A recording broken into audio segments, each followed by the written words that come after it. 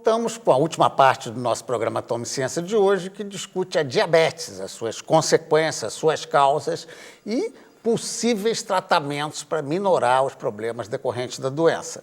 Para isso, nós contamos aqui com a colaboração da professora Lenita Zeidenberg, que é vice-presidente da Sociedade Brasileira de Diabetes, da Flávia Lúcia Conceição, que, além de ser lá professora da UFRJ, é da diretoria da Sociedade Brasileira de Diabetes também, e da Roberta Cobas, que é da Faculdade de Ciências Médicas da UERJ.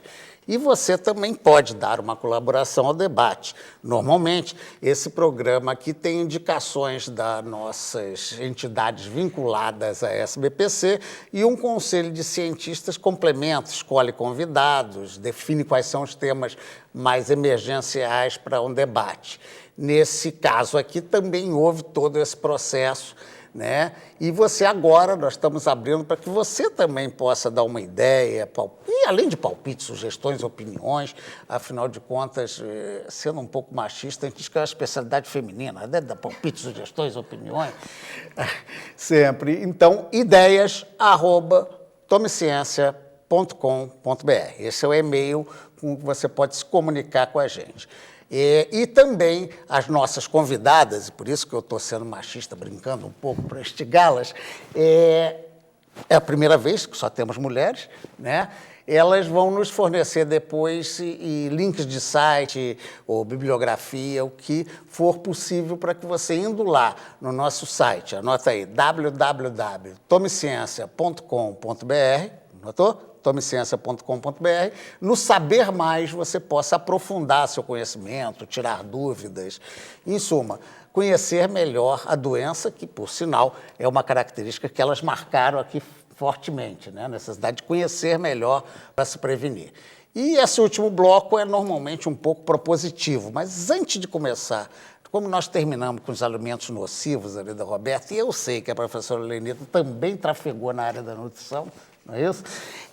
Eu li qualquer coisa que tem alguns, e eu vou até citar aqui, alimentos que seriam a favor, no caso, né? Por exemplo, manga. É verdade que a manga faz bem? Ajuda? Todas as frutas. Existem muitos mitos em relação à dieta. Uma vez o indivíduo com diagnóstico de diabetes, sempre alguém tem alguma opinião para dar, né? Então, que não pode comer isso, que acabou a vida da pessoa, que ela não pode comer mais nada, né? Tem que fazer fotossíntese a partir do momento que fica diabético. Não é verdade.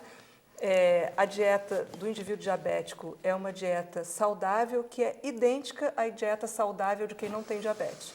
O problema é que as pessoas que não têm diabetes não têm essa preocupação e acabam comendo mal. Mas então o indivíduo com diabetes ele deve comer um prato equilibrado, diversificado, em que contenha obrigatoriamente legumes, verduras, carboidrato. O diabético não deve restringir completamente o carboidrato, muito pelo contrário, 50 a 55% do percentual total da sua comida deve ser de amido. Então, não pode mais comer batata, não pode mais comer arroz. Vai comer carne e alface, né? Isso é um mito. O diabético pode sim comer batata, pode sim comer arroz, pode comer arroz e feijão. A questão é a distribuição do prato e, principalmente, evitar que esse prato venha com excesso de gordura. Isso sim, no diabético tipo 2, faz com que ele aumente o seu nível de necessidade de remédios, engorde e piore o risco cardiovascular. Então, o que a gente tem restringido muito mais é a gordura de origem animal. Então, tem alimentos do bem, sem dúvida nenhuma. Fruta é excelente, legumes são excelentes, verduras são excelentes, batata é excelente, arroz é excelente, feijão. Então, o prato brasileiro... Embora batata e arroz, o ideal era não comer tanto numa mistura, equilibrar isso, metade ali, 55%. Isso, não necessariamente pode-se comer a batata sem ser frita, né? Com arroz e feijão, são 3 fontes de carboidrato, mas de uma forma equilibrada, não se repetindo, né? Comendo mais de uma vez, comendo aquela quantidade no prato, não é deletério. Bom senso, portanto, é o principal. Outra coisa também, o diabético não pode comer beterraba, porque vem açúcar da beterraba. A beterraba, ela sobe muito pouco o açúcar, é um alimento extremamente saudável e pode fazer parte da dieta do diabético. A abóbora também pode. Tá? Bem, eu vou passar ali para a Roberta, fazer só mais 2 perguntinhas e você já entra, então, pelo seu caminho de finalização, a sua mensagem final. Falam muito também da batata Yacon, que teria insulina, é uma lenda, propiciaria, ajudaria, já ouviu falar nisso, não? Eu ouvi falar, mas Aline, isso aqui Vamos lá, Lili. Então, mais para ela. A batata Yacon um dos alimentos que tem se defendido atualmente de que preveniria ou alteraria o perfil da glicose.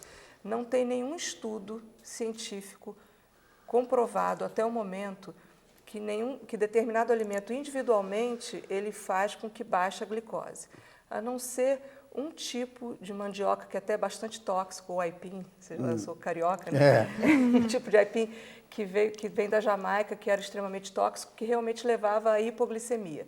Mas chá de pata de vaca, carqueja, batata Yacon, elas individualmente não têm um efeito comprovadamente hipoglicemiante. Tá? Inclusive, a batata é uma fonte de carboidrato. Então, ela não é proibida, tá? Não, mas tem uma quantidade que ela pode ser ingerida. Então, isso ainda é um mito. Com pata de vaca, com carqueja, já existem alguns estudos sérios que não mostraram eficácia. Então, também, mal não faz, mas isso não... a questão de tomar cuidado eu vou parar de tomar o remédio que o médico me passou, porque eu estou comendo a batata Yacon, que tem um efeito parecido com a medicação. Não é verdade. Esse é um erro, Bem, a pessoa vai não tem jeito, então, não temos jeito. Vamos cuidar, né, de tomar mais cuidado. Bem, para finalizar, então, vou começar com a Roberta. Nós temos aí 3 minutinhos, 1 minutinho para cada uma, para dar a sua mensagem final sobre a questão da doença. O que eu acho que é importante de ficar como mensagem é que o diabetes é uma doença que tem prevenção. Existe um subgrupo de pessoas que têm maior risco de ter, pessoas que estão acima do peso, que tem história familiar de diabetes, tem pai ou mãe ou algum irmão diabético na família, essas pessoas têm maior risco de desenvolver, ou mulheres que tiveram diabetes gestacional, enfim, ou tiveram bebês que nasceram com mais de 4 quilos. Essas pessoas precisam ter um acompanhamento, uma dosagem de glicemia mais regular, porque o diagnóstico, quanto mais precoce, quanto mais cedo for feito o diagnóstico de diabetes, e quanto mais cedo for começado o tratamento, menor o risco de ter complicações no futuro e diminui bastante esse risco.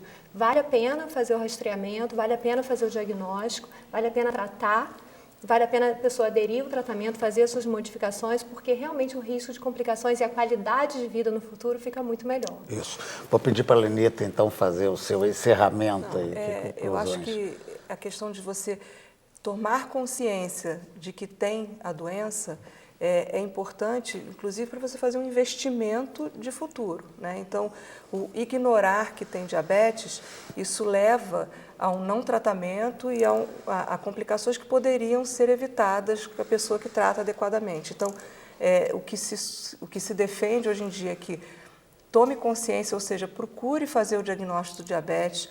Uma vez tendo o diagnóstico de diabetes, como o diabetes não dói, mesmo sem doer, sem incomodar, enquanto não está incomodando, se trate, que é importante. O tratamento, como eu já havia falado, é eficaz e isso vai melhorar a qualidade de vida da pessoa. Então, o fato de saber que tem uma doença crônica, isso não é uma sentença de morte, muito pelo contrário. É uma possibilidade um investimento de vida. No caso. Bem, doutora Flávia, vamos lá, o seu encerramento e, evidentemente, a intenção da gente não é acabar com a doçura de ninguém, né? É só evitar o açúcar. Na verdade, assim, evitar o açúcar, evitar doces, açúcar, carboidrato refinado. Uma fruta que tem fibra junto também, o diabético pode comer sem problema nenhum. O que eu acho importante no diabetes é que a gente sabe que a gente tem como fazer o diagnóstico precocemente, se a gente fizer um rastreio, e essas pessoas têm que ser rastreadas, principalmente quem tem história familiar, ou quem já teve mulheres que tiveram filhos acima de 4 quilos, ou com diagnóstico de diabetes gestacional. Então, essas pessoas têm um rastreio mais precoce e essas pessoas, assim que fizerem o diagnóstico de diabetes, se elas se tratarem adequadamente, se elas mantiverem a hemoglobina glicada, que a Lenita explicou, no nível abaixo de 7, a gente sabe que previne as complicações no futuro, então ela não vai ter o menor risco de ter amputação, ela vai ter menor risco de ter problemas oculares, ela vai ter menor risco de diálise, então vale a pena tratar, vale a pena fazer o diagnóstico precoce e vale a pena tratar. Bem, com essa mensagem um pouco mais otimista, né, do que a gente começou falando em mortes, quantidade crescente de mortes, agora a gente já tem o caminho, pelo menos, para não sofrer com a doença. Eu agradeço aqui a presença das nossas especialistas, né, pela primeira vez só mulheres, e a você aí pela audiência, que esperamos contar outra vez na próxima semana. Um abraço.